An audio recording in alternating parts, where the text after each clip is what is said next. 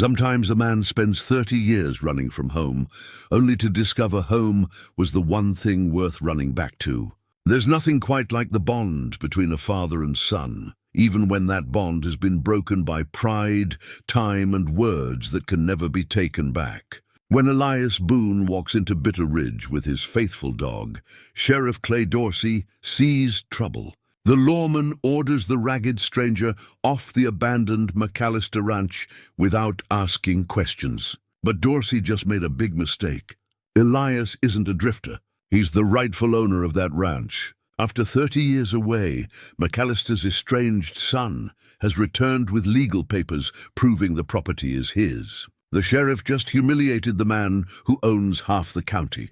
What happens when pride meets truth in a small western town? Before we jump back in, tell us where you're tuning in from, and if this story touches you, make sure you're subscribed, because tomorrow I've saved something extra special for you. The Montana sun had a way of making everything look older than it was, and Bitter Ridge wore its age like a man who'd worked hard all his life and had the lines to prove it. Main Street stretched barely 4 blocks, lined with buildings that had seen better decades. The paint peeled from storefront signs, and more than half the windows displayed "for rent," notices that had yellowed with time and false hope. Sheriff Clay Dorsey stood on the wooden sidewalk outside his office, thumbs hooked in his gun belt, watching the morning light creep across the dusty street. At 52, he'd been wearing that badge for nearly 20 years, and in all that time, he'd never met a problem he couldn't solve with a firm word and a steady stare. His father had been sheriff before him, and his grandfather before that. The Dorsey name meant something in this town. It meant order, respect, and the kind of unwavering certainty that kept folks feeling safe even when times got hard. And times had gotten plenty hard. The copper mine that once employed half the county had closed 5 years back, taking with it the steady paychecks that kept families fed and businesses thriving. Young people packed up and headed for cities with more promise than Bitter Ridge could offer. Those who stayed did so out of stubbornness, loyalty, or simply because they had nowhere else to go. Clay understood that feeling. This land had raised him, shaped him, and he'd be damned if he'd abandon it now. Someone had to keep the peace, even in a place where peace sometimes felt like all they had left. The morning air carried the scent of sage and distant rain, promising relief from the drought that had gripped the region for months.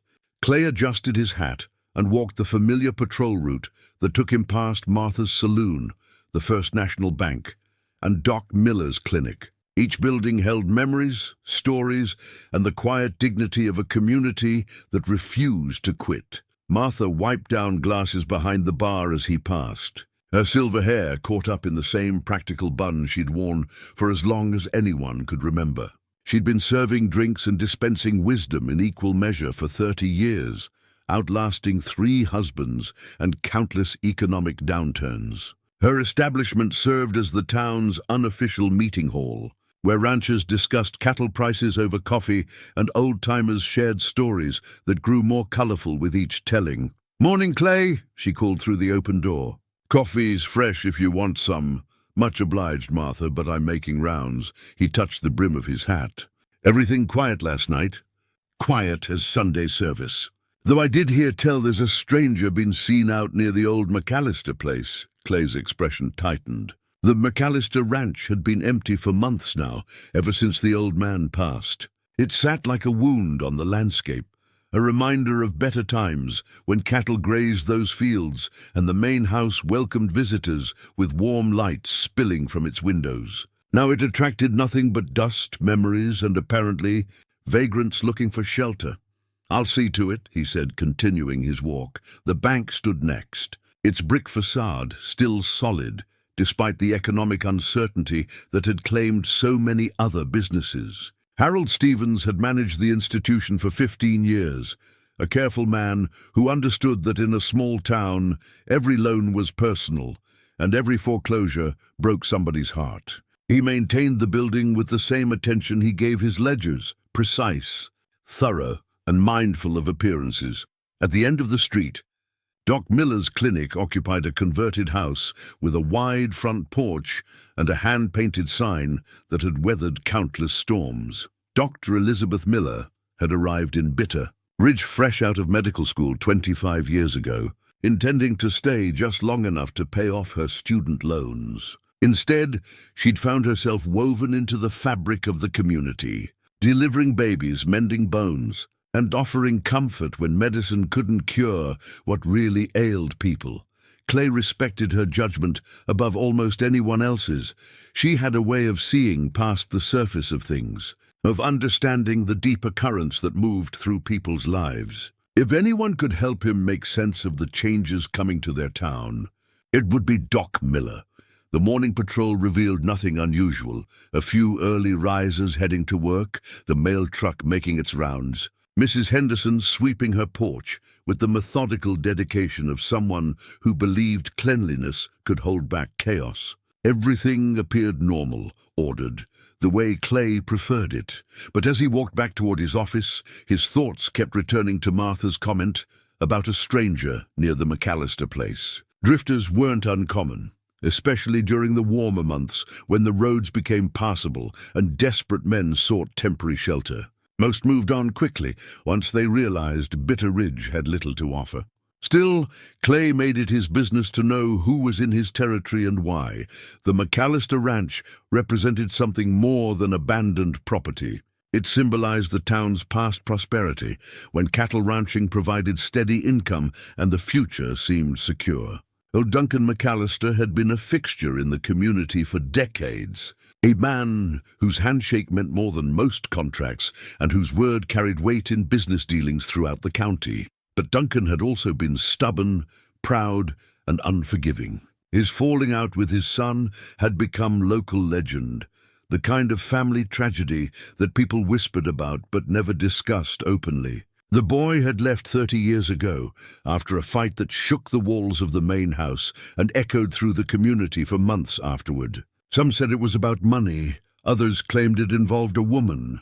But the truth remained buried with the hurt feelings of two proud men who refused to bend.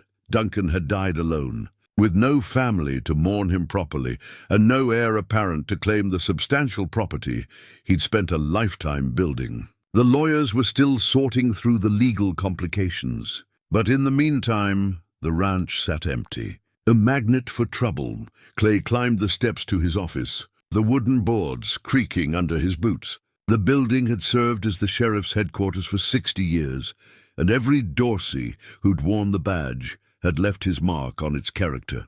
Clay's grandfather had installed the gun rack that still held 3 rifles. His father had added the filing cabinets that contained decades of incident reports, most of them documenting minor disputes and occasional cattle theft. Clay had contributed his own touches, a new desk, better lighting, and a detailed map of the county marked with property boundaries and known trouble spots. The McAllister Ranch occupied a prominent position on that map, its borders clearly defined and its strategic importance obvious to anyone who understood land and water rights in this part of Montana.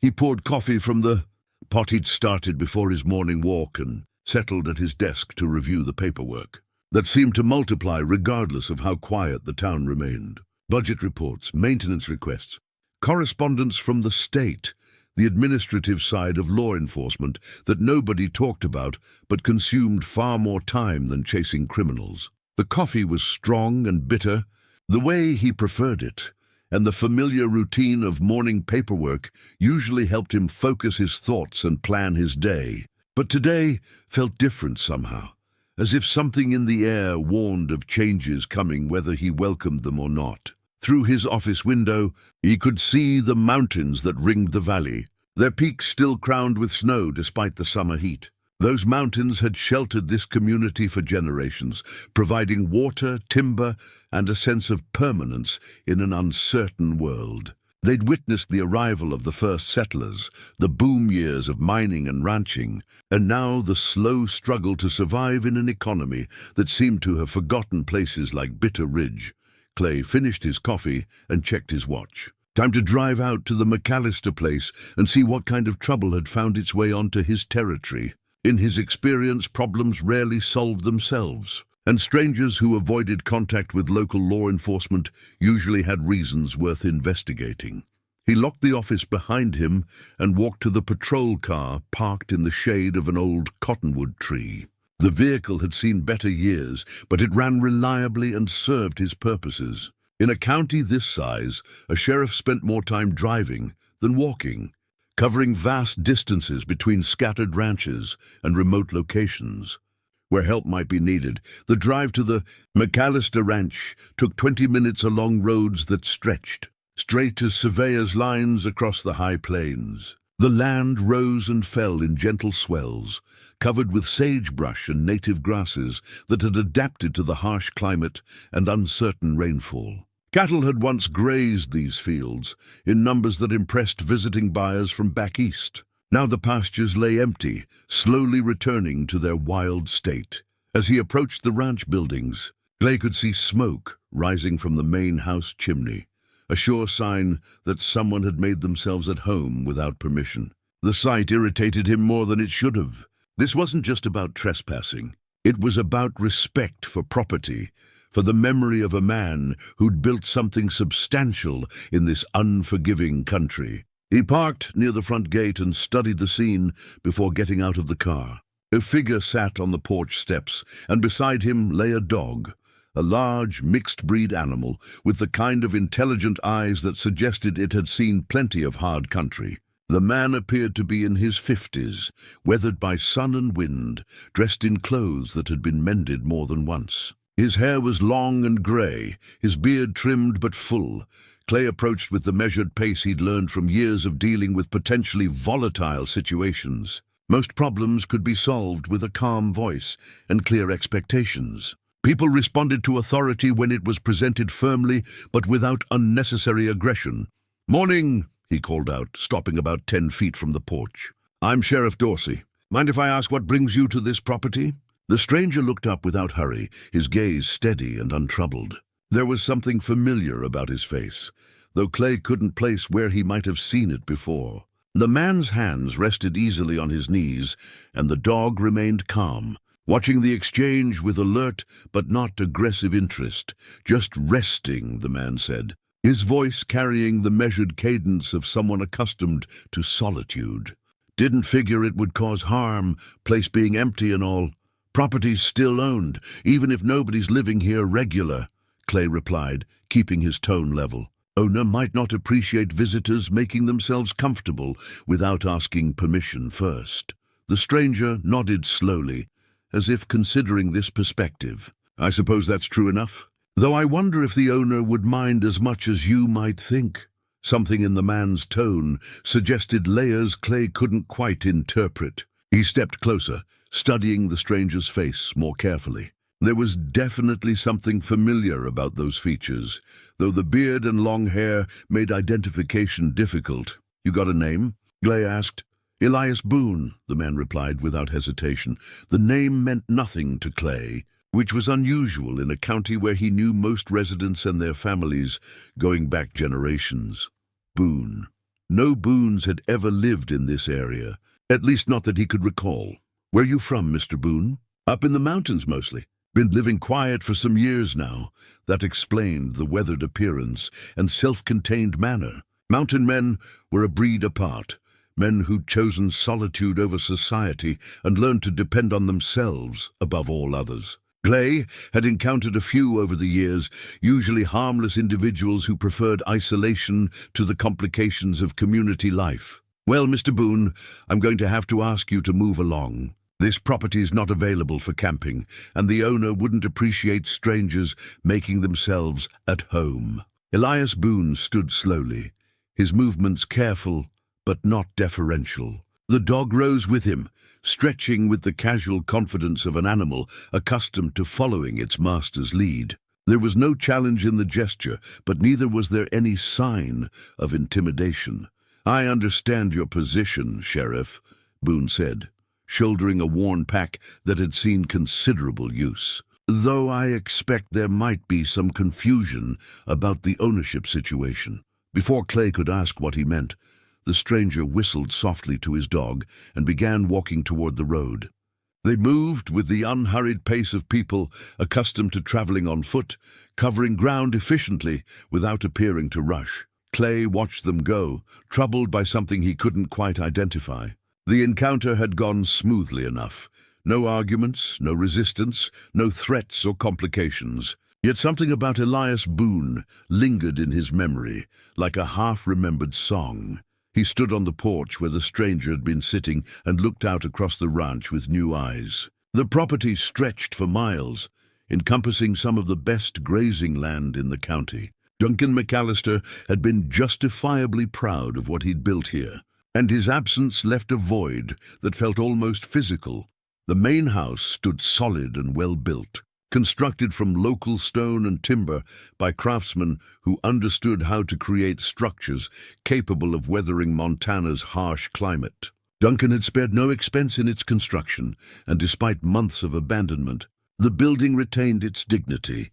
Clay tried the front door and found it unlocked, which surprised him until he remembered that Duncan had rarely bothered with locks. In a community where everyone knew everyone else, security had been more about reputation than physical barriers. Inside, the house felt like a museum dedicated to a way of life that was slowly disappearing. Duncan's furniture remained in place, heavy, practical pieces built to last generations. Family photographs lined the mantelpiece, documenting decades of McAllister history in formal poses and candid moments. One photograph caught Clay's attention, a picture of Duncan as a younger man, standing beside a boy who appeared to be in his late teens or early 20s. Both men wore serious expressions, but there was unmistakable pride in their postures. Father and son, captured in a moment before whatever tragedy had driven them apart. Clay studied the young man's face and felt a chill of recognition. Remove 30 years of weather and hardship, add a beard and longer hair, and the features would match those of the stranger he'd just encountered. The photograph seemed to mock his certainty about property rights and proper procedures. If his growing suspicion proved correct, he'd just ordered the rightful owner off his own land. Clay stood in Duncan McAllister's living room for a long time, staring at that photograph and feeling the ground shift beneath his feet. 30 years could change a man considerably, but bone structure remained constant. The eyes stayed the same, and those eyes steady, thoughtful, carrying depths that spoke of experiences beyond ordinary understanding. Those eyes belonged to the stranger he'd just run. Off the property, he set the frame back on the mantelpiece, with hands that weren't quite steady. In 20 years of wearing a badge, he'd made his share of mistakes, but none that cut quite this deep. A sheriff's authority rested on knowledge, on understanding his territory and the people who moved through it. Today, that authority felt as fragile as old paper. The drive back to town passed in a blur of self-recrimination and growing dread. Word traveled fast in small communities, and by now, half of Bitter Ridge probably knew he'd confronted some vagrant at the McAllister place. The other half would know before supper time. What they didn't know, what he was only beginning to suspect, was that the vagrant might have more right to be there than anyone else in the county. Main Street looked the same as always, but Clay saw it through different eyes now. The comfortable certainty that had guided his decisions for 2 decades felt suddenly fragile. He parked outside his office and sat for a moment, trying to organize his thoughts and figure out his next move. The sound of a car engine made him look up. A black sedan with city plates pulled up across the street, and a man in an expensive suit climbed out, consulting a piece of paper before walking directly toward the sheriff's office. Lawyers had a particular look about them, confident, purposeful, carrying briefcases that contained other people's fates. This one fit the description perfectly. Sheriff Dorsey? The man extended a manicured hand. I'm Robert Harrison from Harrison Mitchell and Associates in Billings. I wonder if I might have a word with you about a legal matter. Clay shook the offered hand and gestured toward his office door. Come on inside, Mr. Harrison. What can I do for you? The lawyer settled into the chair across from Clay's desk and opened his briefcase with practiced efficiency. I'm here regarding the estate of Duncan McAllister. Specifically, I'm looking for his son, Elias McAllister. I understand he may have been seen in the area recently. The words hit Clay like a physical blow. His worst suspicions confirmed, he struggled to maintain professional composure. What makes you think Elias McAllister is in Bitter Ridge? Our investigators tracked him to this general region. He's been living under the name Boone for the past 30 years. Elias Boone. Mountain man, keeps to himself, travels with a dog. Harrison consulted his notes. We have reason to believe he may have come here to claim his inheritance. Clay's throat felt dry. What inheritance would that be? The entire McAllister ranch, plus liquid assets totaling approximately $2.3 million. Harrison's expression remained neutral, but there was satisfaction in his voice. Duncan McAllister died 6 months ago, and despite their estrangement, he never changed his will. Elias is the sole beneficiary. The office seemed to shrink around Clay as the implications settled in. Not only had he humiliated himself by ordering a property owner off his own land, but he'd done it in front of a man who was now worth millions. The story would spread through the community like wildfire, and his reputation would never recover.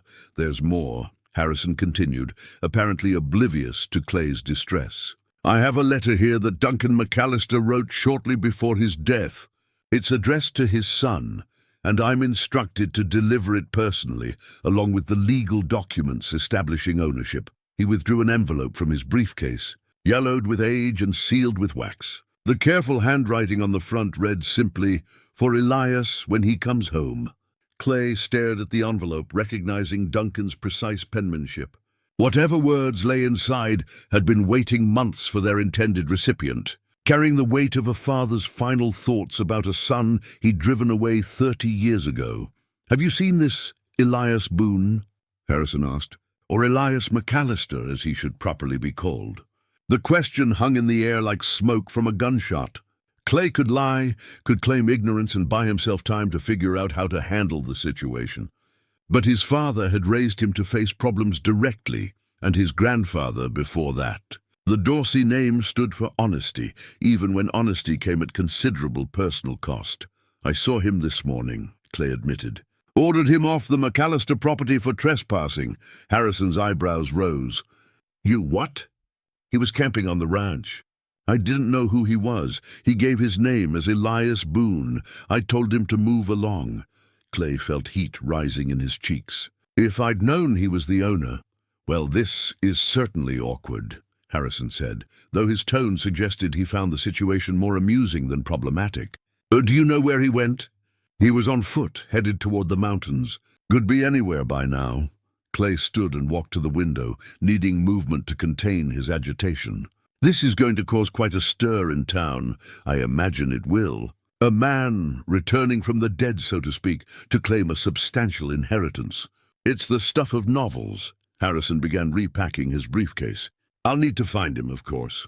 The legal proceedings can't be completed without his signature on numerous documents. Clay turned from the window. Mr. Harrison, I'd appreciate it if you'd let me handle this situation. I know the territory and I know how to find him. More importantly, I owe the man an apology. The lawyer considered this request. Very well, Sheriff, but time is somewhat of the essence. The estate can't remain in limbo indefinitely, and there are tax implications to consider. How long do you think it might take? Give me a few days. If he's still in the area, I'll find him. After Harrison left, Clay sat alone in his office, staring at the envelope that contained a dead man's words to his estranged son. The weight of his mistake pressed down on him like a physical burden. In trying to protect property rights, he'd violated the most basic principle of his profession. Know your facts before taking action. The afternoon brought a steady stream of visitors, each eager to discuss the morning's events at the McAllister place. News traveled with remarkable speed in small communities, and by closing time, Clay had fielded dozens of questions about the stranger he'd confronted. Each conversation added another layer to his embarrassment.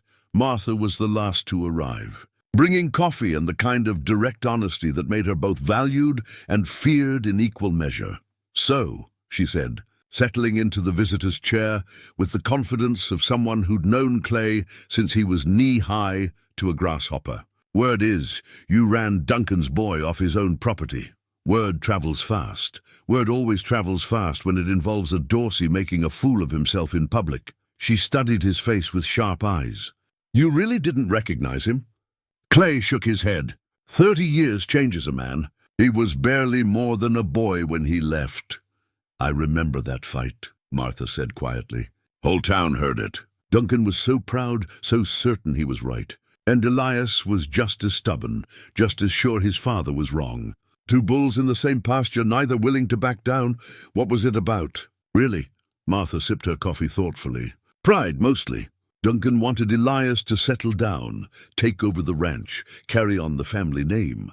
Elias wanted to see the world, make his own mistakes, find his own path. Neither one could understand the other's point of view, and now Duncan's dead, and his son's been living in the mountains like a hermit for 30 years.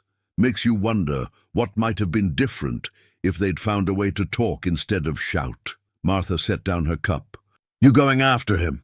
As soon as I figure out where to look. Try the old line shack up on Copper Creek. If he's planning to stay in the area, that's where he'd go. It's isolated enough for a man who's been living alone, but close enough to the ranch that he could keep an eye on things. Clay nodded his thanks. Martha's knowledge of local geography was encyclopedic, and her instincts about people were rarely wrong.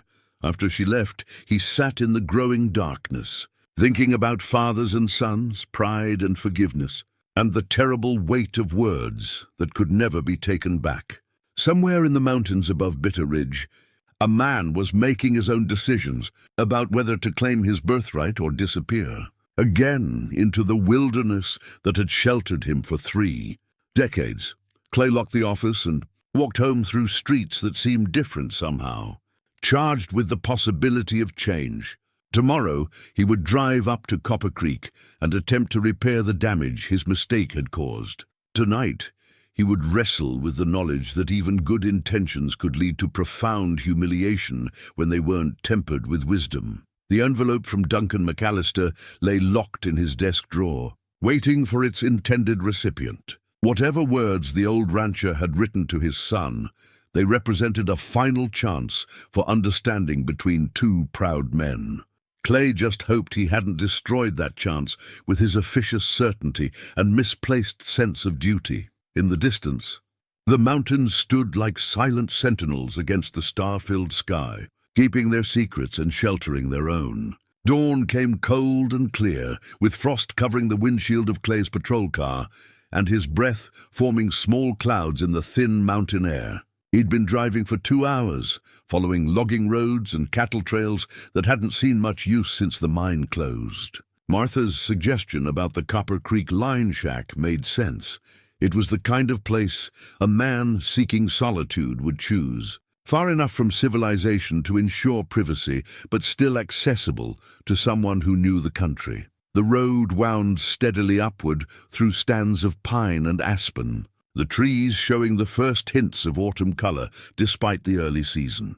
Clay had always found peace in these mountains, but today the familiar landscape felt charged with uncertainty. Somewhere ahead, if Martha was right, waited a conversation that could define the rest of his career and reputation. He'd spent most of the sleepless night rehearsing apologies and explanations, trying to find words that might bridge the gap his mistake had created. But every version sounded hollow in his own ears. How do you apologize to a man for treating him like a criminal on his own property? How do you explain that good intentions had led to such a fundamental failure of judgment? The line shack appeared around a bend in the trail, exactly where Martha had said it would be. Built from local logs and designed to shelter cowboys during roundup season, it had weathered decades of mountain storms and remained sound despite years of minimal maintenance. Smoke rose from its chimney, and Clay could see a figure moving around outside, a tall man with gray hair accompanied by a large dog. Clay parked 50 yards away and sat for a moment, gathering his courage. Through the windshield, he could see Elias Boone, Elias McAllister, going about the quiet business of morning camp maintenance. The man moved with the efficient economy of someone accustomed to solitude. every action purposeful and unhurried. When Clay climbed out of the patrol car, the dog looked up with alert interest, but showed no signs of aggression. Elias continued his work for a few seconds before straightening and turning to face his visitor. His expression was calm but guarded, the look of a man who'd learned to be cautious about unexpected company. "Sheriff Dorsey," Elias said by way of greeting, his tone neutral. "Bit early for social calls, isn't it?" Clay approached slowly, his hands visible and relaxed. "Mr. McAllister, I owe you an apology. A considerable one." The use of his real name caused Elias to pause, a flicker of something, surprise, resignation, perhaps relief, crossing his weathered features. "So you know, a lawyer named Harrison came looking for you yesterday. Told me about your father's will, about the inheritance." Clay stopped about 10 feet away, respecting the invisible boundary that solitary men maintained around their personal space. "I made a serious mistake yesterday, and I'm here to try to make it right." Elias studied him for a long moment before gesturing toward a fallen log that served as a makeshift bench. "Coffee's hot if you want some. Not fancy, but it's strong." The offer surprised Clay. Most people he'd wronged weren't quite so quick to extend hospitality. He accepted gratefully, and Elias poured steaming coffee from a battered pot into 2 metal cups. "Been a long time since anyone called me McAllister," Elias said, settling onto another section of the log. "Started to think I'd left that name behind for good. Why did you?" "Leave it behind, I mean." Elias sipped his coffee thoughtfully. "Sometimes a man needs to become someone else to figure out who he really is. Elias Boone was my mother's maiden name. Seemed fitting when I decided to disappear into these mountains. Your father never stopped hoping you'd come back." Is that what he told folks? There was no bitterness in the question, just curiosity tinged with old sadness. Clay chose his words carefully. "He never talked about you much, but the lawyer mentioned he never changed his will. Left everything to you despite the fact that we parted on the worst possible terms," Elias finished. "Despite the fact that I told him I never wanted to see him or that ranch again." The dog, which had been lying quietly nearby, got up and padded over to rest its head on Elias's knee. The gesture was clearly a comfort ritual, something the animal had done countless times when its master needed reassurance. "What was the fight about?" Clay asked. "If you don't mind me asking." Elias was quiet for so long that Clay began to think he wouldn't answer. When he finally spoke, his voice carried the weight of 3 decades of regret. "I was 22, full of myself, and certain I knew better than the old man about everything. He wanted me to marry Sarah Henderson, settle down, start producing grandchildren. Had it all planned out, I'd take over day-to-day operations of the ranch, and he'd gradually step back into an advisory role."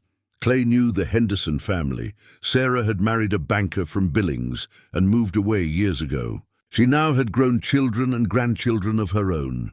"And you didn't want that life?" "I didn't want anyone else making my choices for me. Told him I was leaving for a while, maybe going to college, seeing what else the world had to offer. He said, if I walked out that door, I shouldn't bother coming back." Elias scratched the dog behind the ears. "So I didn't. For 30 years. For 30 years." Elias met Clay's eyes directly. "Stubborn runs in the McAllister blood, Sheriff. We're not quick to forgive, and we're slower to forget." Clay set down his coffee cup and withdrew the envelope Harrison had entrusted to him. "Your father wrote you a letter before he died. The lawyer asked me to deliver it." Elias stared at the envelope as if it contained a live snake. His name was written on it in the careful script Clay remembered from Duncan's business correspondence. Formal, precise, carrying the weight of important words. "I'm not sure I'm ready for whatever he had to say." Maybe he wasn't either when he wrote it. But he wrote it all the same. Clay stood up, leaving the envelope on the log between them. "That's between you and him, Mr. McAllister. I just wanted to deliver it and apologize for yesterday." "Apology accepted, Sheriff. We all make mistakes." Clay started toward his car, then stopped and turned back. "For what it's worth, your father was respected in this community. People looked up to him, trusted his word, valued his judgment. But I think he was lonely these last years, especially after he got sick cancer. Doc Miller did what she could, but it had spread pretty far by the time he finally came in for treatment. He faced it the same way he faced everything else, straight on. Without complaint, Elias absorbed this information silently, his gaze fixed on the envelope that contained his father's final words. "The ranch needs work," Clay continued. "They've been empty for months now, stock sold off, equipment gathering dust. But the bones are good, land, buildings, water rights. It could be brought back to life by someone who understood its value. Someone like me, you mean?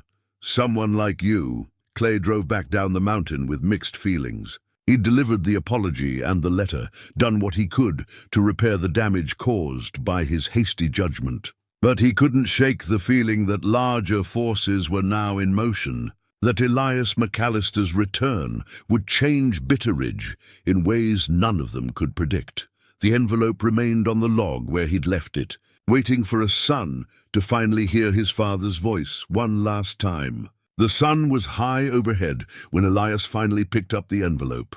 His hands, weathered by 3 decades of mountain living, trembled slightly as he broke the wax seal his father had pressed there months ago. Inside, he found 2 pages of the careful handwriting he remembered from childhood, the same script that had filled out his school enrollment forms and signed permission slips for church picnics. The letter began simply, "Son, if you're reading this, then I'm gone, and you've come home at last." Elias read it through twice before the words fully settled in his mind. Duncan McAllister had written with the honesty that comes to men facing their own mortality, stripping away the pride and stubbornness that had defined their last conversation 30 years ago. "I was wrong to give you that ultimatum. A father should guide his children, not trap them with impossible choices. You were right to want to see the world, to make your own mistakes, to become your own man. I was too frightened of losing you to realize I was driving you away.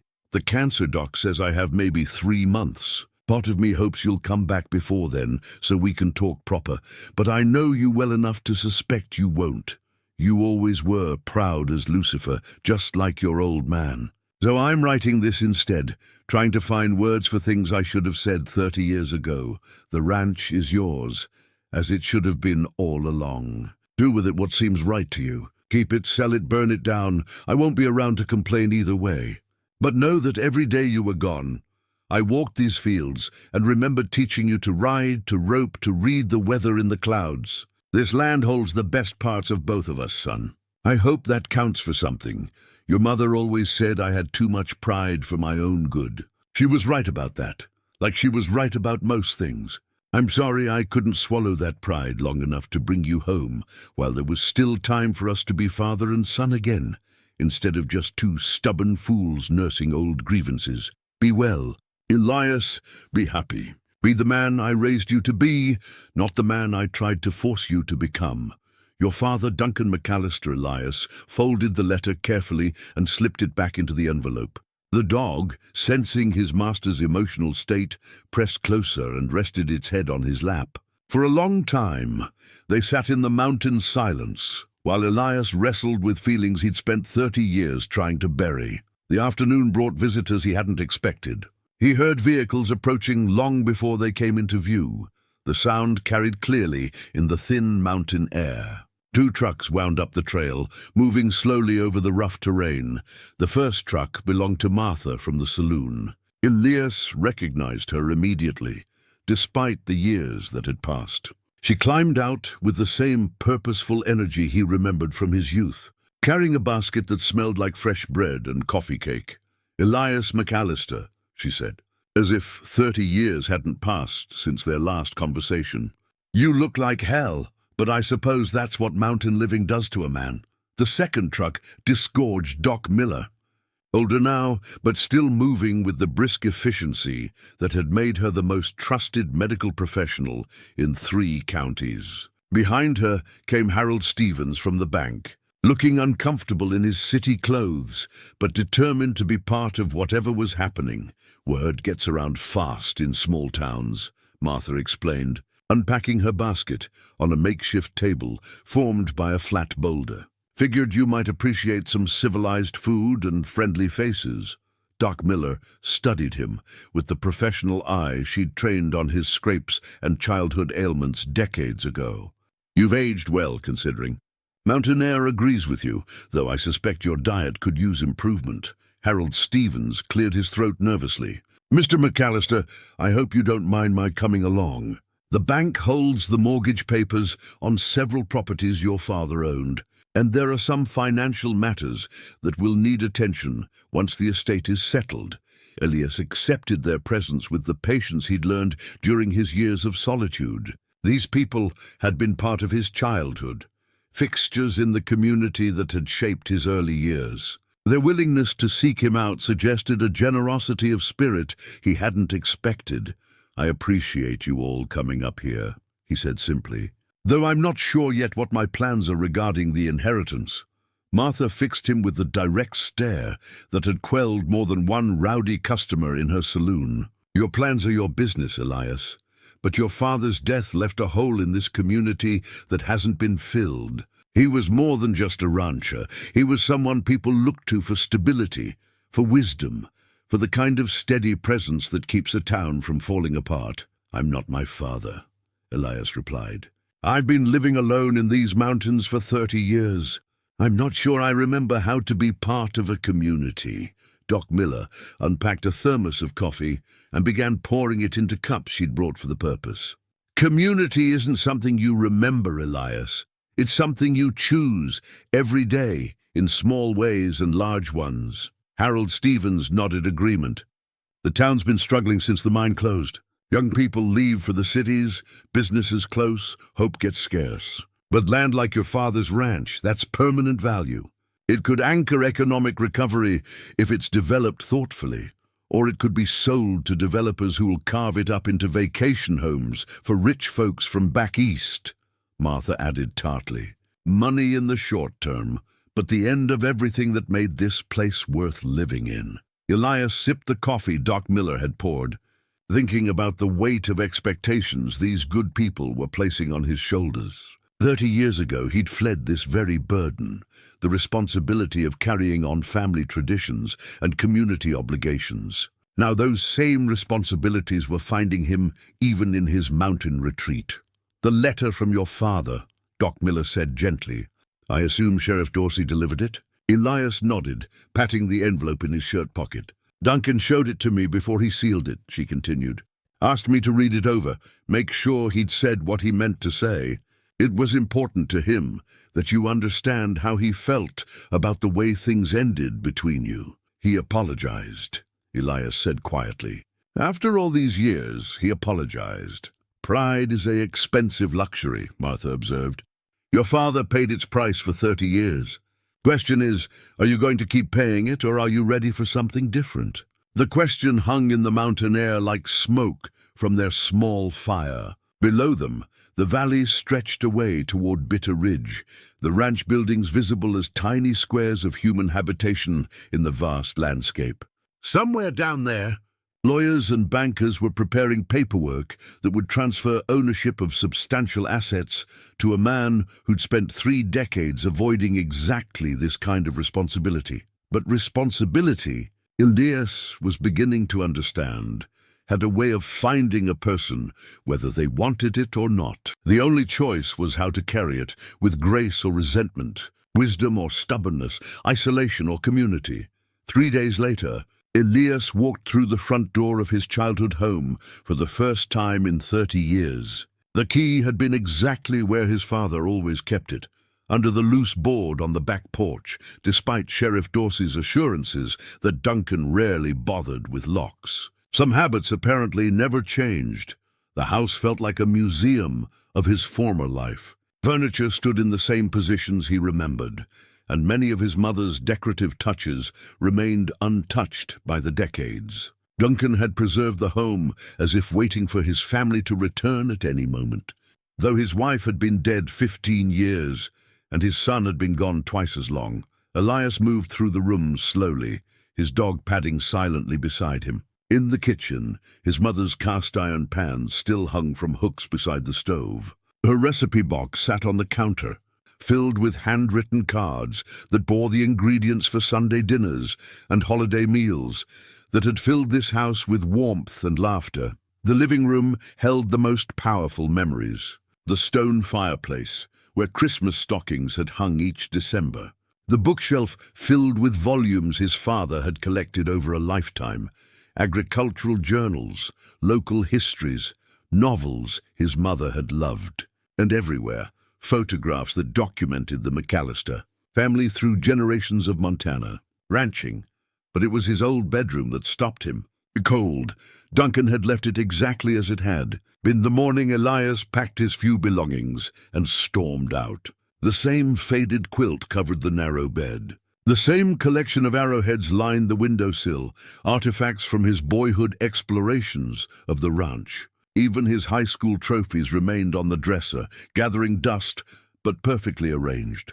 On the small desk beside the window sat a leather-bound journal Elias recognized immediately. He'd kept a diary during his teenage years, recording his thoughts about ranch work, his dreams of seeing the world beyond Montana's borders, and his growing frustration with his father's expectations. He opened it to a random page and found an entry from his 19th birthday.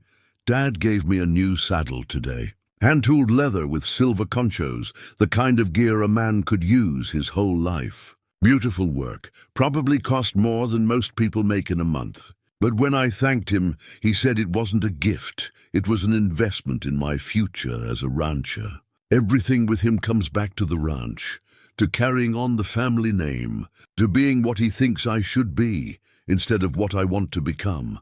The words carried an echo of youthful anger and frustration that seemed almost foreign to him now. At 19, he'd seen his father's expectations as chains designed to bind him to a life he hadn't chosen. At 52, with 30 years of solitude behind him, those same expectations looked more like love, expressed in the only way Duncan McAllister knew how. He closed the journal and walked to the window that looked out over the ranch buildings. The barn needed new shingles, and several sections of fencing showed obvious neglect. But the bones were good, as Sheriff Dorsey had said. With work and investment, the ranch could be restored to its former productivity. The sound of vehicles approaching drew his attention to the front yard, where a convoy of trucks was pulling up to the house. Clay Dorsey climbed out of the lead vehicle, followed by several men Elias recognized as local ranchers and business owners. They moved with the purposeful air of people who'd come to discuss serious matters. Elias met them on the front porch, the same spot where he'd sat 3 days ago when the sheriff had ordered him off his own property. The irony wasn't lost on any of them, and Clay had the grace to look embarrassed as he approached. "Mr. McAllister, we were hoping we could have a word with you about some community matters." "I'm listening," Elias replied. Settling into one of the rocking chairs his parents had placed on the porch for evening conversations. The dog took its customary position at his feet.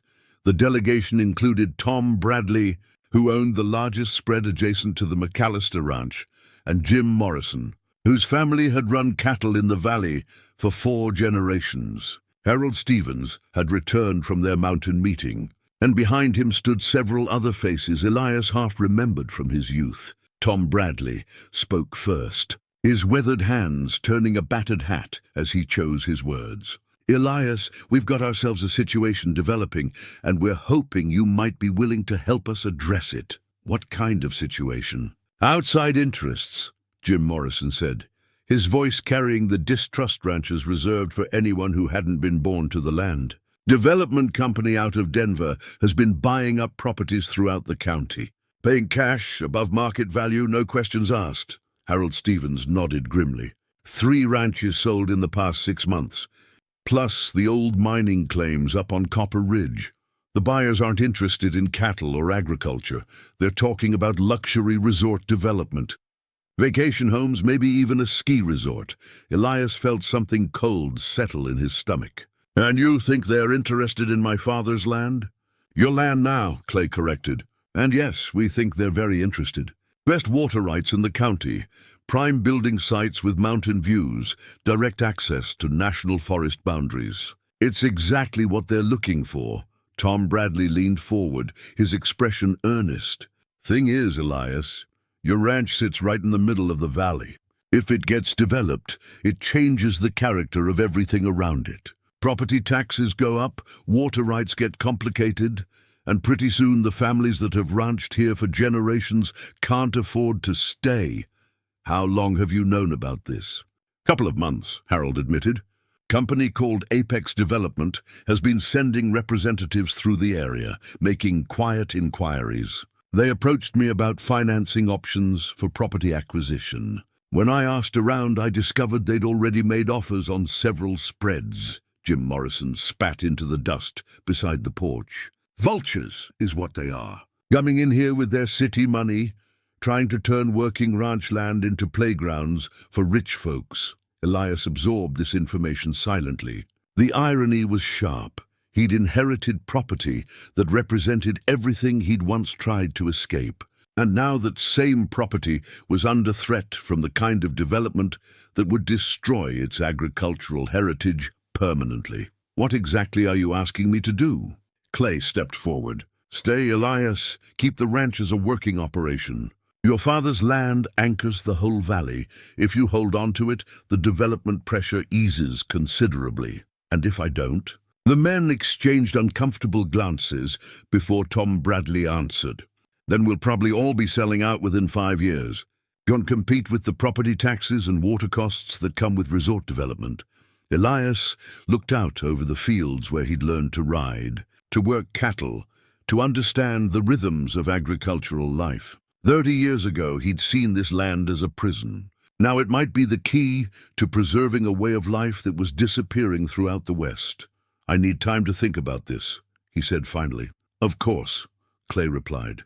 But don't take too long. Word is that Apex Development has deep pockets and aggressive timelines. If they decide to make you an offer, it'll probably be substantial enough to tempt anyone. After the delegation left, Elias sat alone on the porch as evening shadows stretched across the valley. His dog dozed at his feet, content to be anywhere his master was. The decision facing him felt enormous, not just about money or land, but about identity, community, and the kind of man he wanted to be in the years he had left.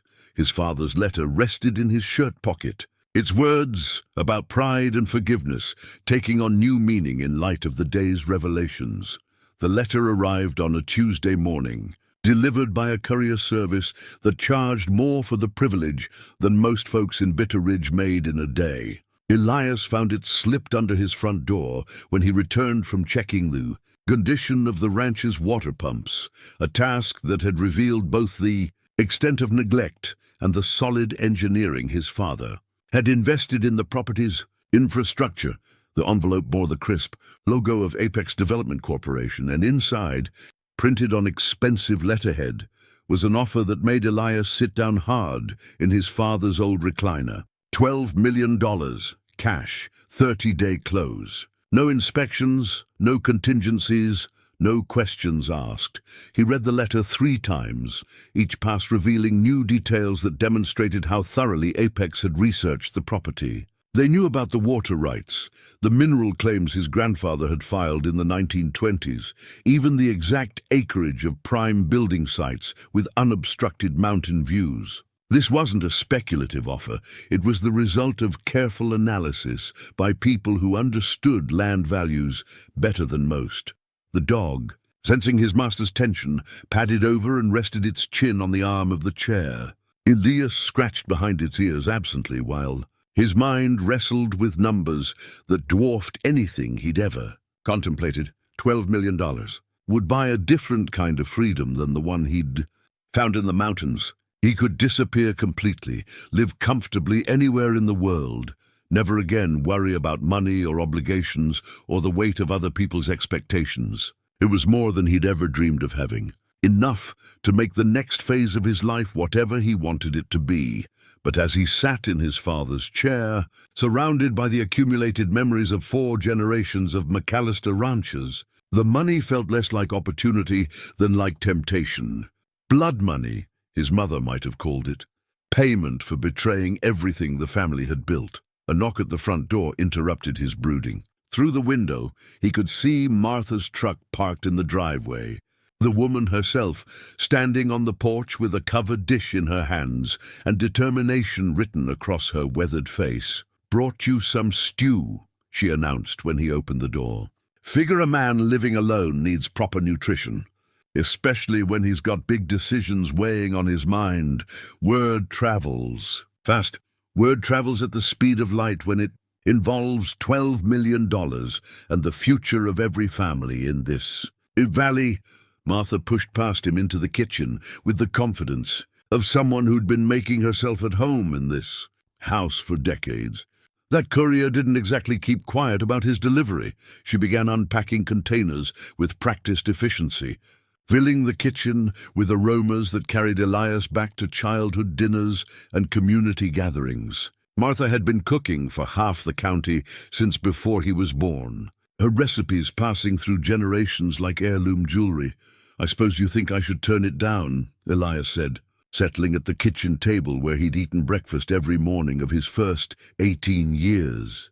"I think you should do what's right for you," Martha replied, ladling stew into bowls. "But I also think you should understand what accepting that offer would mean for the rest of us." She joined him at the table, and they ate in comfortable silence for several minutes. The stew was everything he remembered. Rich, hearty, seasoned with herbs Martha grew in her own garden. Food made with the kind of care that spoke of genuine affection for the people who would eat it. "Tell me about this development company," Elias said finally. Martha's expression darkened. "Apex, they're what happens when money decides it's more important than people. Started in Colorado, turned half of Aspen into a playground for billionaires. No, they're moving north, looking for the next scenic valley they can transform into profit. And if they get their hands on this ranch, 5 years from now, this whole valley will be unrecognizable. Golf courses where cattle used to graze, McMansions where hayfields used to grow, service jobs for the locals who can't afford to live here anymore, buzzing tables for rich folks from back east who come out here to play cowboy on weekends." Elias pushed the stew around his bowl, appetite fading as he contemplated the future Martha was describing. "Maybe change isn't always bad. Maybe some development could help the local economy." "Help who?" "Tom Bradley's been ranching his family's land for 40 years, but his property taxes have doubled since Apex started buying. Jim Morrison's son wanted to stay and take over the cattle operation, but he can't afford to compete with development wages for his hired hands." Martha's voice carried decades of frustration with economic forces beyond her control. "This isn't progress, Elias. It's displacement dressed up in pretty words." After Martha left, Elias walked the boundaries of his father's land as evening painted the mountains purple and gold. The ranch encompassed nearly 3,000 acres, from the river bottom, where the richest pastures grew, to the hillsides, where Duncan had established windbreaks and conservation areas. Every fence post, every irrigation ditch, every building represented decisions made by men who'd planned for generations, rather than quarterly profits. His phone rang as he stood beside the old windmill his grandfather had installed in 1942. The caller ID showed a Denver area code. "Mr. McAllister, this is David Chen from Apex Development. I hope you received our offer." The voice was smooth, professional, carrying the confidence of someone accustomed to getting what he wanted. "I did. Excellent. I know it's a substantial figure, but I want to assure you that we're prepared to move quickly.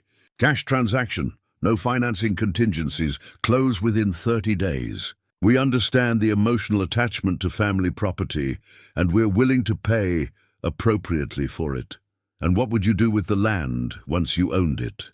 Chen's tone became enthusiastic, as if he were describing a gift to humanity rather than a business transaction. "We're planning a world-class resort community. Golf course designed by Tom Fazio. Luxury accommodations, conference facilities, maybe even a small airstrip for private aircraft. It would bring hundreds of jobs to the area, significant tax revenue, real economic development. What about the ranching families who've been here for generations? Change is never easy, Mr. McAllister, but it's inevitable. The agricultural economy in this region is struggling. We're offering a path toward prosperity that benefits everyone." Elias ended the call without making any commitments, but Chen's words lingered in his mind like smoke from a grass fire. Change was inevitable, that much was probably true. The question was whether it would be change that honored the past while building a sustainable future, or change that swept away everything valuable in pursuit of immediate profit.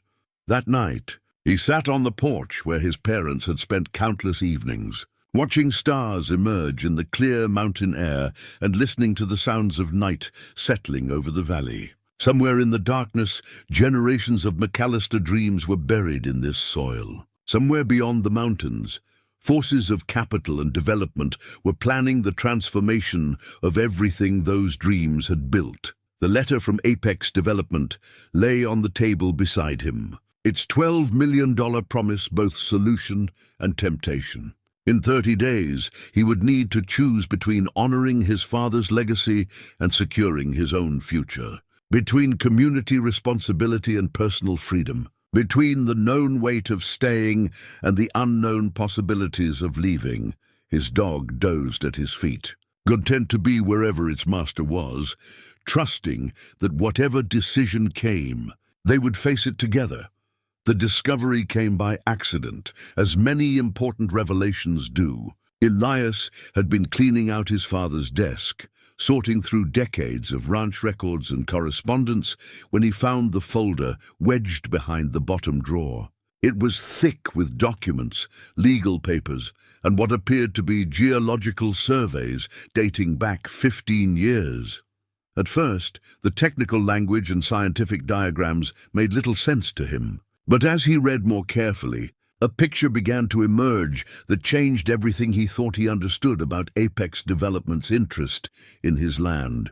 The surveys had been commissioned by Duncan McAllister in 2010, apparently in response to rumors about mineral deposits in the region. What they revealed was extraordinary: a significant lithium deposit running directly beneath the McAllister Ranch, with estimated reserves that could be worth hundreds of millions of dollars in today's market. Lithium, the metal that powered electric car batteries, solar panels, and the entire green energy revolution. The same metal that was driving mining booms across the American West and making overnight fortunes for anyone lucky enough to own the right piece of ground. Elias sat back in his father's chair, the implications crashing over him like a wave. Apex Development wasn't interested in building a luxury resort. They were after something far more valuable: mineral rights that his father had apparently discovered and then kept secret for over a decade.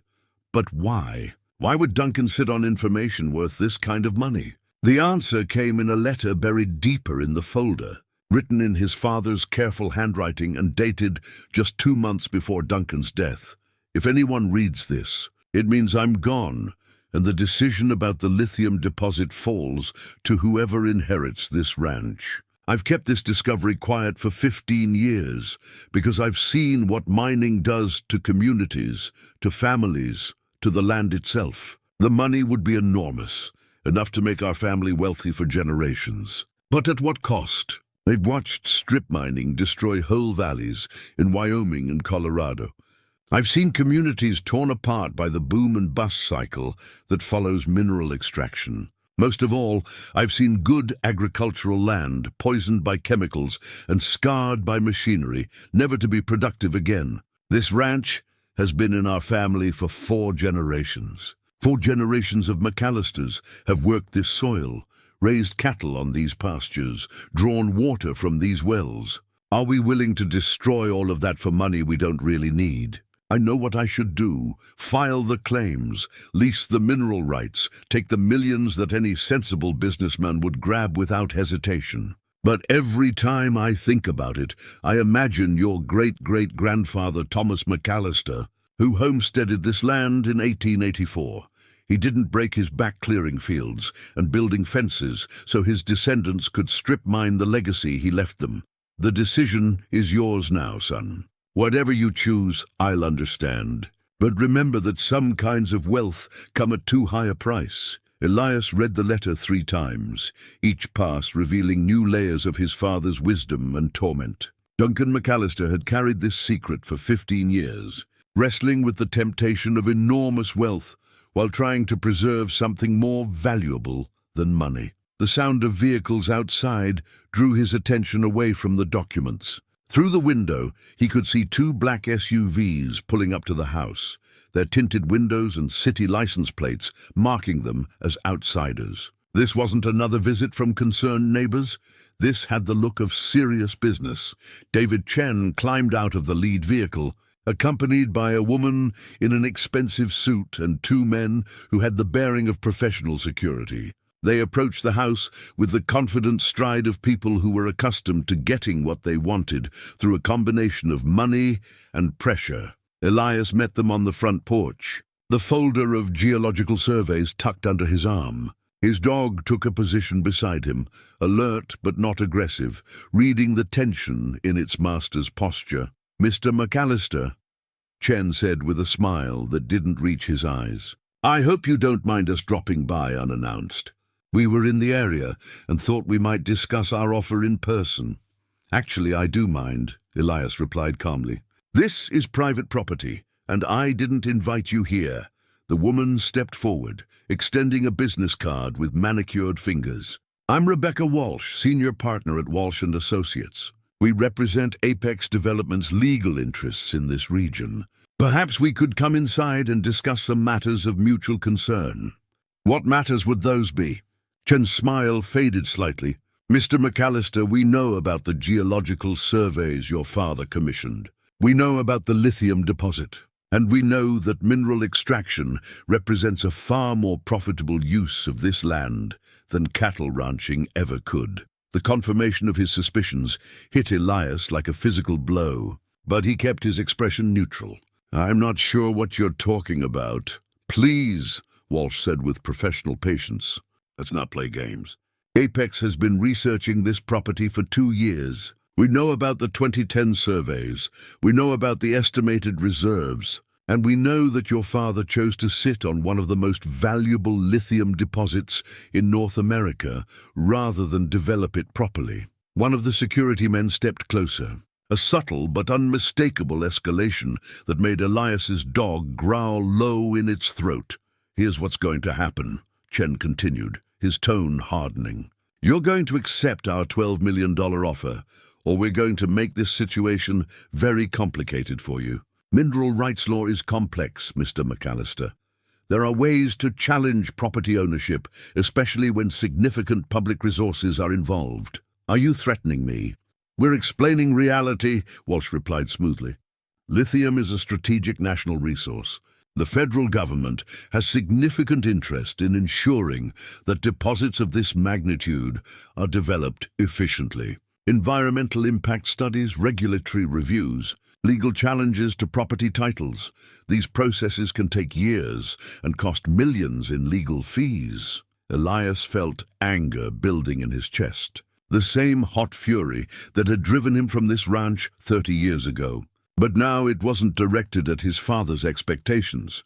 It was focused on these strangers who thought money gave them the right to destroy everything his family had built. "Or," Chen added, "you can accept our generous offer, avoid all of those complications, and walk away with enough money to live comfortably anywhere in the world." "We're not unreasonable people, Mr. McAllister. We're simply business people who recognize opportunity when we see it." "Get off my property," Elias said quietly. The security men tensed, but Walsh gestured for them to remain calm. "Mr. McAllister, I urge you to consider the consequences of your decision carefully. Apex Development has resources you can't imagine. We can make your life very difficult if you choose to be uncooperative." I said, "Get off my property." Chen nodded to his companions, and they began walking back toward their vehicles. But he paused at the edge of the porch, his expression shifting from professional courtesy to something harder and more calculating. "You have 72 hours to reconsider our offer, Mr. McAllister. After that, we'll explore other options for acquiring this land. I assure you, those alternatives will be far less pleasant for everyone involved." After they left, Elias stood on the porch for a long time, watching their dust settle on the road that led back to town. The folder of geological surveys felt heavier in his hands, weighed down by the knowledge of what lay beneath his feet and the forces that knowledge had unleashed. He walked back inside and spread the documents across his father's dining room table, studying them with new understanding. The lithium deposit was even more extensive than he'd first realized, stretching beneath not only his ranch, but also portions of the surrounding properties. Tom Bradley's land, Jim Morrison's spread, even parts of the old mining claims on Copper Ridge, all of it sitting on top of a mineral fortune that would transform the entire valley. No wonder Apex had been buying up properties throughout the region. They weren't just after his ranch. They were assembling a lithium mining empire, one carefully researched acre at a time. The resort story was just cover, a way to acquire land without revealing their true intentions until they controlled enough territory to make extraction profitable. His father's letter lay beside the geological surveys, its warnings about the cost of certain kinds of wealth taking on new urgency. Duncan McAllister had faced this same choice 15 years ago and chosen preservation over profit. Now that decision and all of its consequences belonged to his son, but Elias was no longer facing this challenge alone. Apex Development had just made their first serious mistake. They'd revealed their hand and shown their willingness to use threats and intimidation. In doing so, they'd transformed a personal decision about inheritance into something much larger, a fight for the soul of an entire community. The phone rang, interrupting his thoughts. Sheriff Dorsey's voice came through with unusual tension. "Elias, we need to talk. There's been some developments you should know about. Can you meet me in town?" "What kind of developments?" "The kind that suggest you're not the only one who's discovered what's really under your ranch." The emergency meeting convened in Martha's saloon after closing time, with the blinds drawn and the front door locked. Word had spread through the community with the speed that only crisis could generate, and by 9 o'clock, nearly every rancher, business owner, and long-time resident in the county had crowded into the modest establishment. Sheriff Dorsey stood beside the bar, his expression grim as he addressed the assembled group. "I received some disturbing information this afternoon from a contact at the state level. Apex Development has filed preliminary paperwork with the Bureau of Land Management, claiming mineral exploration rights on over 15,000 acres in this valley." A murmur of anger rippled through the crowd. Tom Bradley rose from his chair, his weathered face flushed with indignation. 15,000 acres? That's nearly half the productive ranch land in the county, including property they don't even own yet, Jim Morrison added. His voice tight with controlled fury. Harold Stevens cleared his throat nervously. "I've been researching their legal strategy, and it's more sophisticated than we initially understood. They're claiming that lithium extraction serves the national interest in energy independence. Under current federal law, that gives them significant leverage in challenging private property rights." Doc Miller leaned forward from her position near the window. "What kind of leverage?" "Eminent domain proceedings, for starters. If they can demonstrate that mineral extraction serves a compelling public purpose, they can petition federal courts to force land sales at prices they determine to be fair market value." "What they determine to be fair?" Martha's voice carried decades of skepticism about government fairness. "I've seen how that works. Fair to them means whatever keeps their profit margins healthy." Elias had been listening from a corner table, the folder of geological surveys spread before him like evidence in a criminal trial. Now he stood and the room fell silent as every eye turned toward him. "There's more you all need to know," he said quietly. "My father discovered this lithium deposit 15 years ago. He kept it secret because he understood what would happen if word got out. He passed around copies of the geological surveys, watching faces change as people absorbed the magnitude of what lay beneath their feet. The numbers were staggering, enough lithium to supply a significant portion of America's battery manufacturing needs for decades.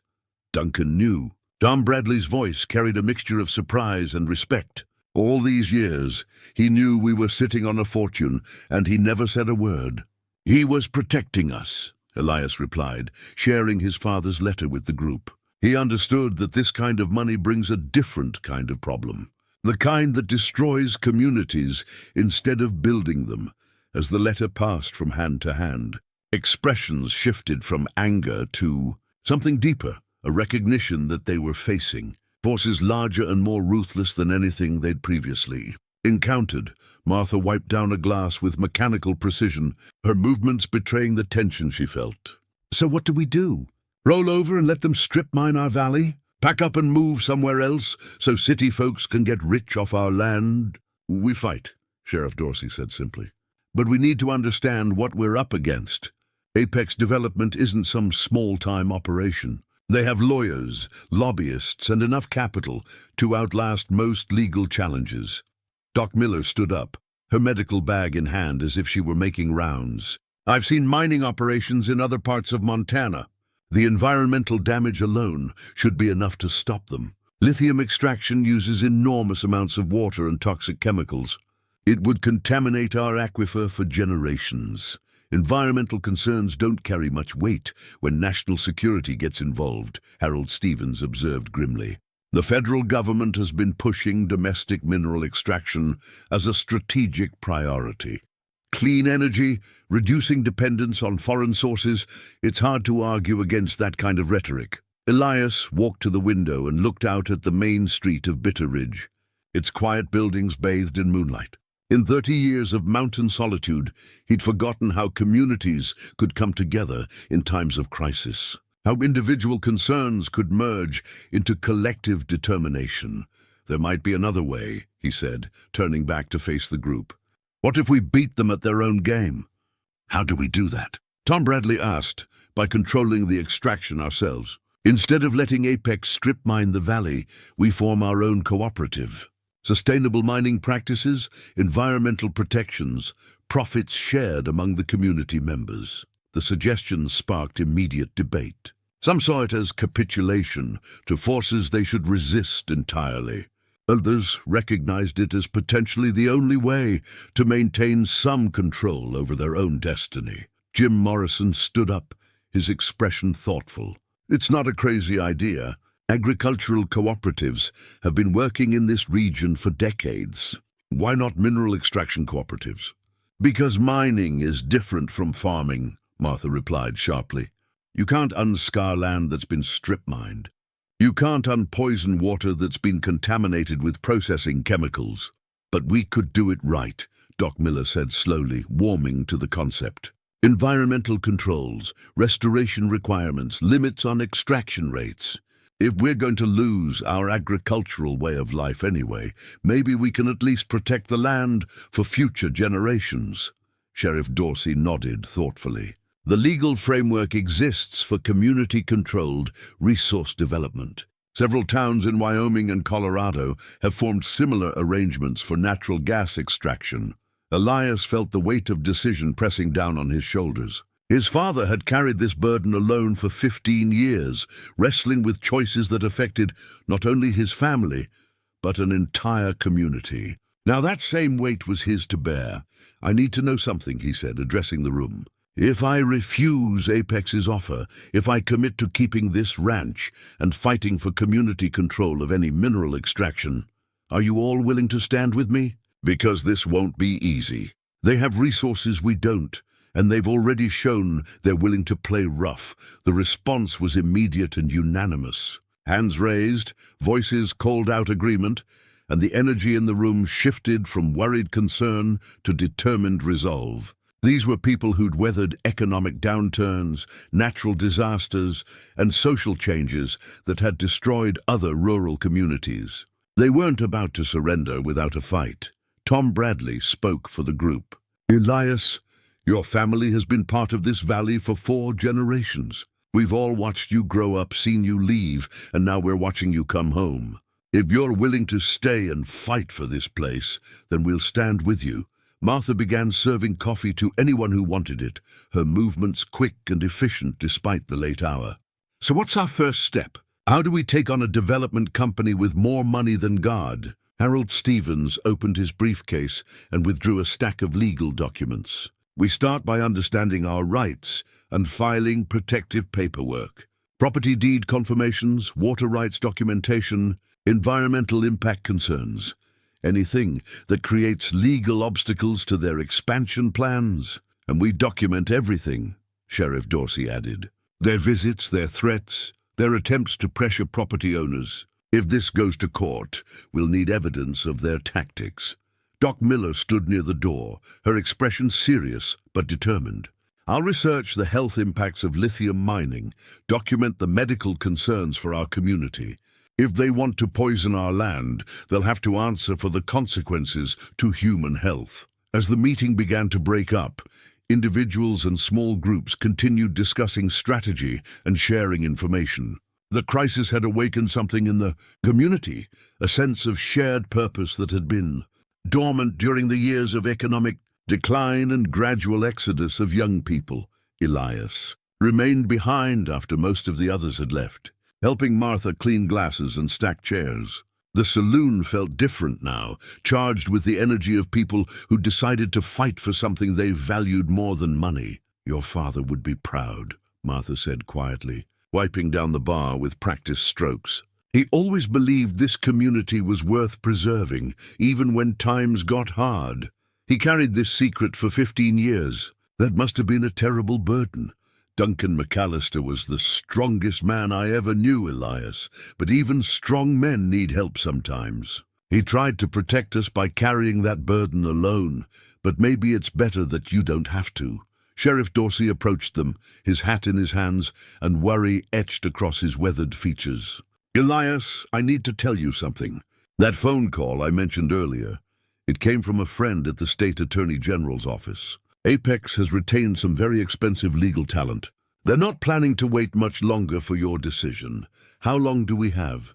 Days, not weeks. They're filing for preliminary mineral exploration permits this Friday. Once those go through, they'll have legal grounds to conduct surveys and testing on your property, whether you agree or not. The weight of approaching deadlines settled over them like storm clouds gathering on the horizon. Whatever decision Elias made, whatever strategy the community pursued, they would need to move quickly and decisively.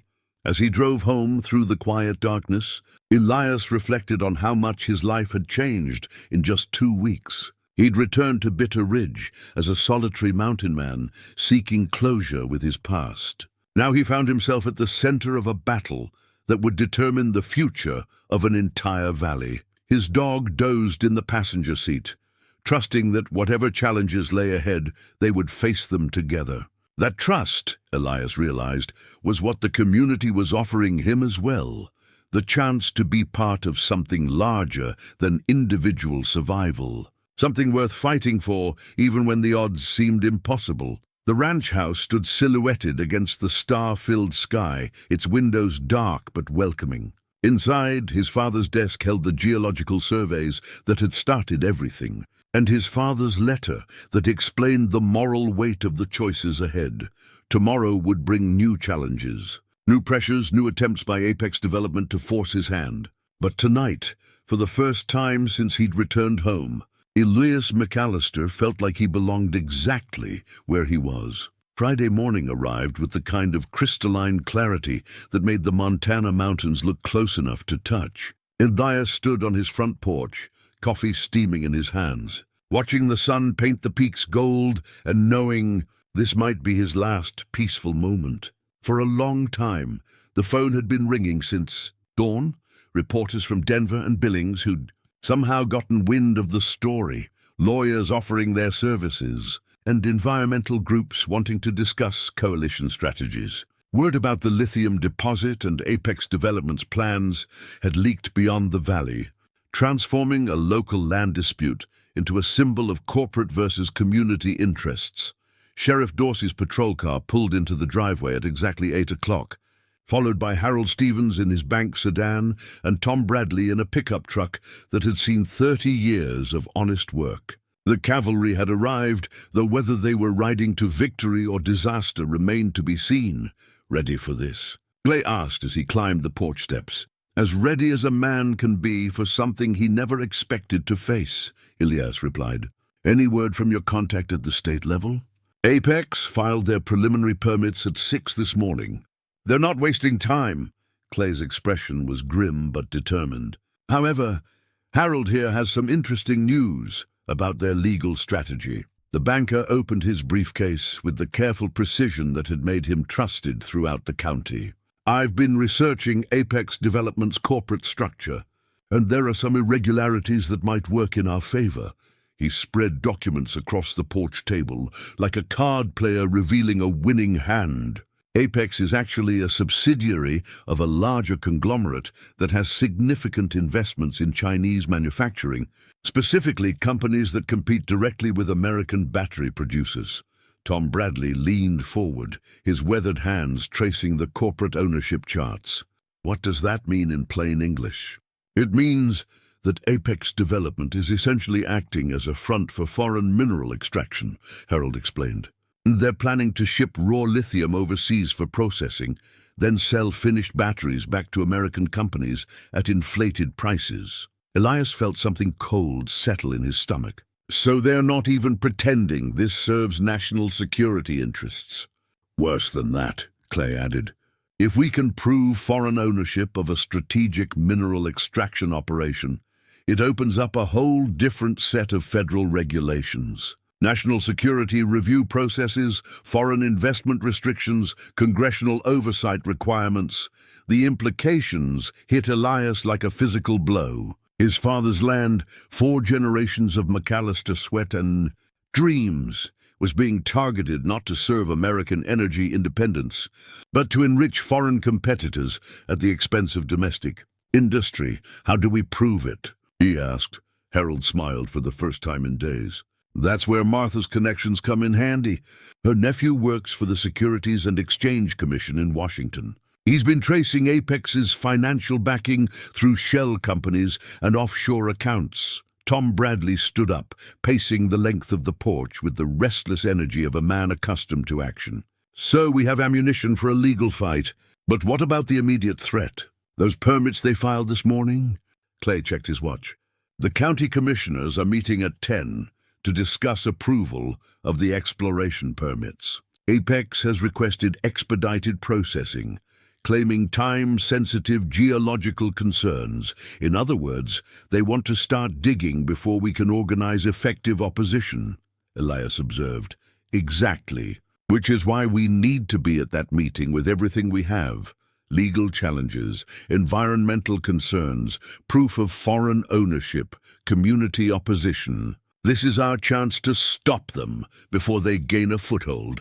Martha's truck appeared on the horizon, raising dust as it approached the ranch house. She parked beside the other vehicles and climbed out with the purposeful energy that had made her a force in local politics for decades.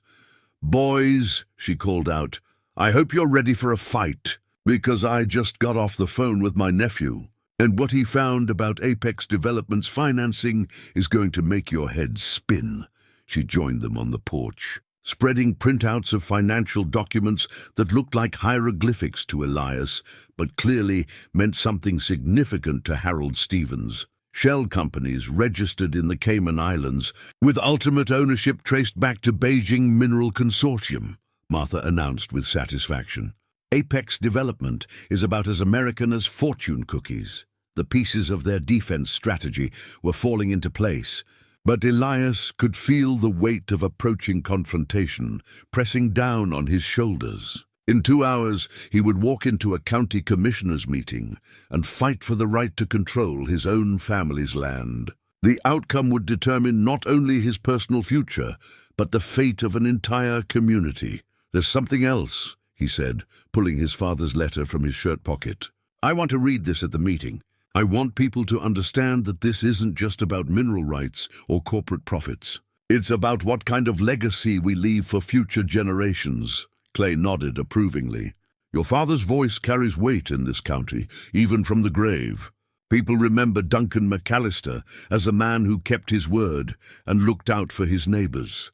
Tom Bradley checked his own watch. "We should head into town. Folks will be gathering early, and we want to make sure our people get seats before Apex's lawyers fill up the room. As they prepared to leave for what might be the most important meeting in Bitter Ridge's history, Elias took one last look across his family's land. 4 generations of McAllisters had worked this soil, raised families in these buildings, and built something worth preserving. Today, he would discover whether love of place could triumph over love of money, whether community solidarity could stand against corporate power, whether the values his father had died protecting could survive in a world that seemed to value only profit. The Bitter Ridge Community Center hadn't seen this many people since the high school state championship celebration 15 years ago. Every folding chair was occupied, with overflow crowds standing along the walls and spilling out onto the front steps. The air crackled with tension as neighbors who'd known each other for decades found themselves on opposite sides of an issue that would define their community's future. David Chen sat in the front row with Rebecca Walsh and a team of lawyers whose expensive suits stood out like exotic birds among the working clothes and Sunday best of the local residents. Behind them, scattered throughout the crowd, were faces Elias didn't recognize, likely Apex employees or consultants brought in to create the impression of broader support for the development project. The 3 county commissioners took their seats at the front table with the weary expressions of elected officials who'd suddenly found themselves at the center of a controversy far larger than anything their experience had prepared them to handle. Commissioner Janet Pierce, a retired teacher who'd served on the board for 8 years, called the meeting to order with a voice that betrayed her nervousness. This special session has been called to consider application 2025-47 filed by Apex Development Corporation requesting expedited approval for mineral exploration permits on properties within County District 7, she announced, reading from prepared notes. The applicant has requested priority processing due to time-sensitive geological concerns. David Chen rose smoothly, his confidence undiminished by the hostile energy radiating from much of the crowd. Commissioners, thank you for accommodating our urgent timeline. Apex Development represents a significant opportunity for economic growth in this region, potentially creating hundreds of jobs and generating millions in tax revenue. He launched into a polished presentation complete with charts, graphs, and projections that painted lithium extraction as the salvation of Bitter Ridge's struggling economy. His words were carefully chosen, emphasizing job creation and economic development while glossing over environmental impacts and community disruption. The lithium deposits beneath this valley represent a strategic national resource, Jen continued, critical to America's energy independence and our transition to sustainable transportation. Apex Development is uniquely positioned to extract these minerals efficiently while maintaining the highest environmental standards. Commissioner Pierce nodded politely, though her expression suggested skepticism about the presentation's rosy optimism. Thank you, Mr. Chen.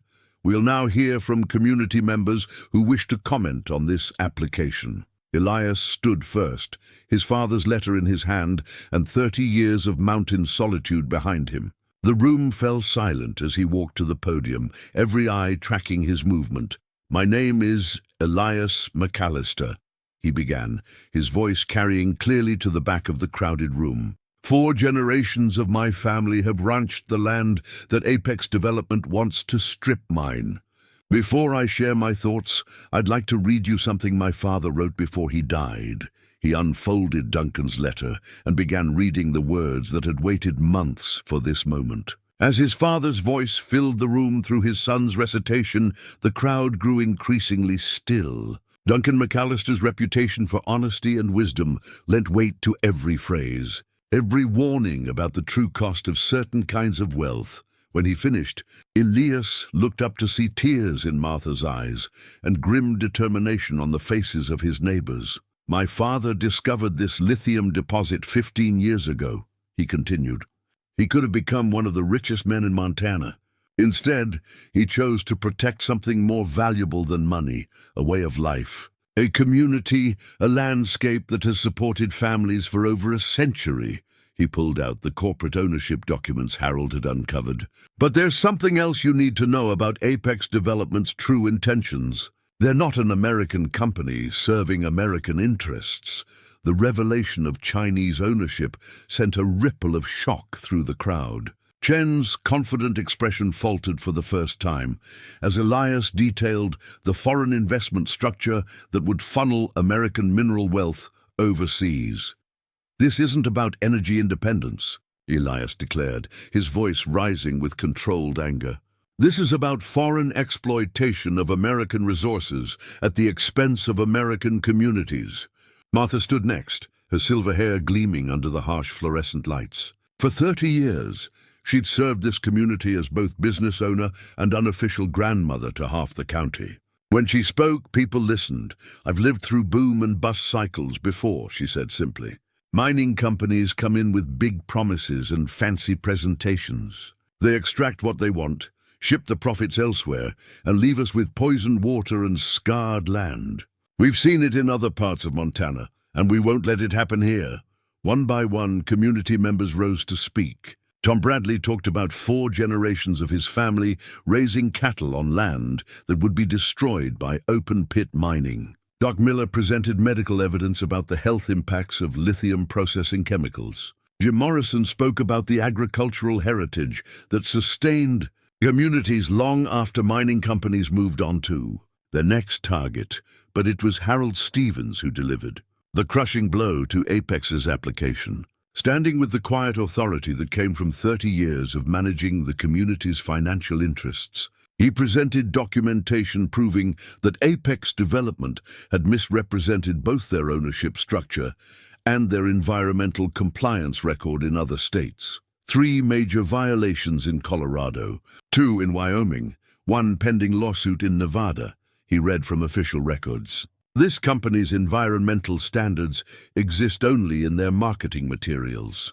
David Chen tried to respond, but the crowd's anger was building towards something that felt dangerous. Commissioner Pierce called for order repeatedly as voices rose and accusations flew across the packed room.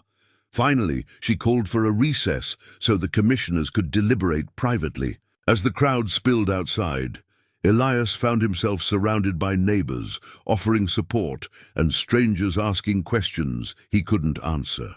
The battle was far from over, but for the first time since this crisis began, he felt like victory might be possible. 6 months later, Elias stood in the same spot on his front porch where Sheriff Dorsey had first confronted him as a stranger. The morning air carried the sweet scent of new grass and the distant sound of cattle calling to their calves, sounds that might never have returned. To the valley if Apex Development had succeeded in their plans, the county commissioners had voted unanimously to deny the mining permits that December morning, citing environmental concerns, foreign ownership issues, and overwhelming community opposition. David Chen and his legal team had threatened appeals and federal intervention. But their threats had proven hollow once congressional investigators began examining Apex's ties to Chinese mineral interests. The investigation that followed revealed a pattern of foreign companies using American subsidiaries to extract strategic resources from public and private lands throughout the West. Apex Development became a poster child for regulatory reform, and their other projects faced similar scrutiny in Colorado and Wyoming. But the real victory, Elias reflected, wasn't in stopping Apex. It was in what the community had built together in response to the threat. The McAllister Ranch was thriving again. With help from neighbors and a sustainable agriculture loan from Harold Stevens Bank, Elias had restocked the pastures with cattle and hired 3 local men who might otherwise have left the valley seeking work. The old windmill his grandfather had installed was pumping water again, and the hayfields showed the first promising growth they'd seen in years. More importantly, the crisis had awakened something in Bitter Ridge that many had thought was lost forever. The community that had rallied to fight apex development discovered they could accomplish other things together as well. Martha's Saloon had become an unofficial meeting hall for the agricultural cooperative they'd formed, sharing equipment and expertise among smaller ranchers who couldn't afford modern machinery individually. Doc Miller had established a rural health clinic that served not only Bitter Ridge but 3 surrounding counties, funded partly by a federal grant she'd pursued with characteristic determination. Tom Bradley and Jim Morrison had started a sustainable beef program that marketed their cattle directly to restaurants in Billings and Bozeman, eliminating middlemen and increasing profits for participating ranchers. The sound of an approaching vehicle drew Elias's attention to the road. Sheriff Dorsey's patrol car turned into the driveway, followed by a familiar pickup truck that belonged to Martha. It was their monthly meeting to discuss community security and coordination, a tradition that had grown out of their shared experience fighting apex development. Morning. Elias, Clay called out as he climbed the porch steps. Thought you'd want to know. We got final word from the State Attorney General's office. Apex Development has officially withdrawn all pending applications in Montana and dissolved their American operations. Martha emerged from her truck carrying a basket that undoubtedly contained fresh coffee cake and enough news to fill the morning.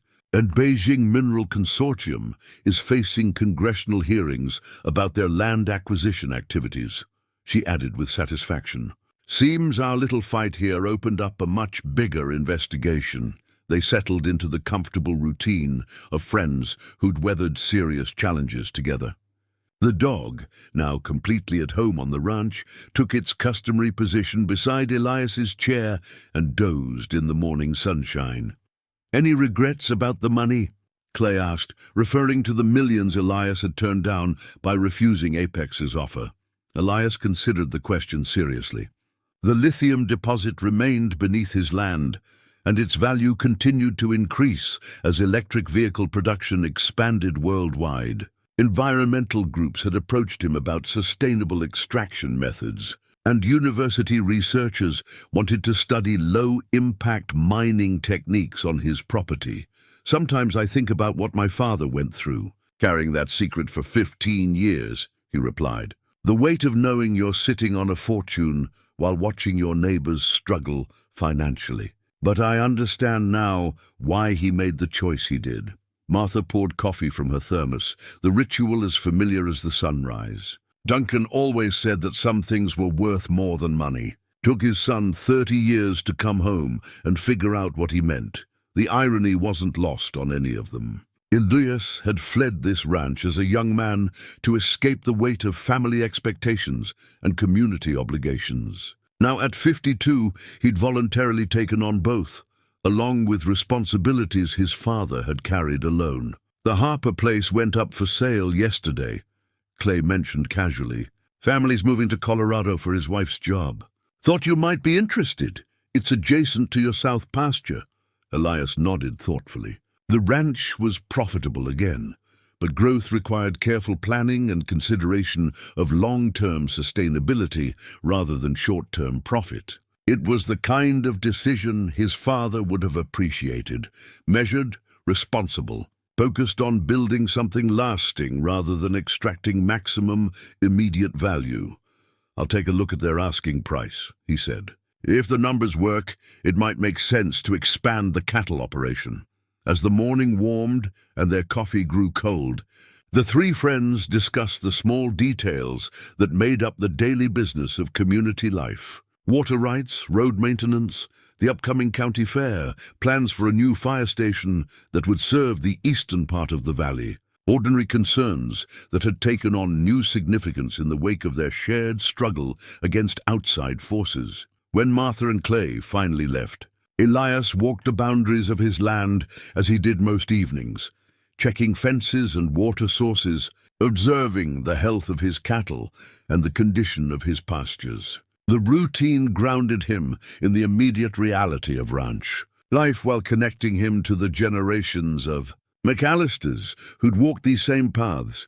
His father's letter rested in a frame on the kitchen table now. Its words, a daily reminder of the wisdom that came from choosing preservation over profit, community over individual gain. Duncan McAllister had been right about pride being an expensive luxury, but he'd also been right about some things being worth more than money. As the sun set behind the mountains that ringed the valley, painting the sky in shades of gold and purple that no amount of wealth could purchase, Elias McAllister stood on the land that had shaped 4 generations of his family and felt, for the first time in 30 years, that he was exactly where he belonged. The dog brushed against his legs, content to be anywhere its master was, trusting in the permanence of home and the enduring value of loyalty. Together, they watched the stars emerge in the clear mountain air, guardians of a legacy that would endure long after the last mining company had moved on to easier targets. Sometimes the most important victories weren't about what you gained, but about what you refused to lose.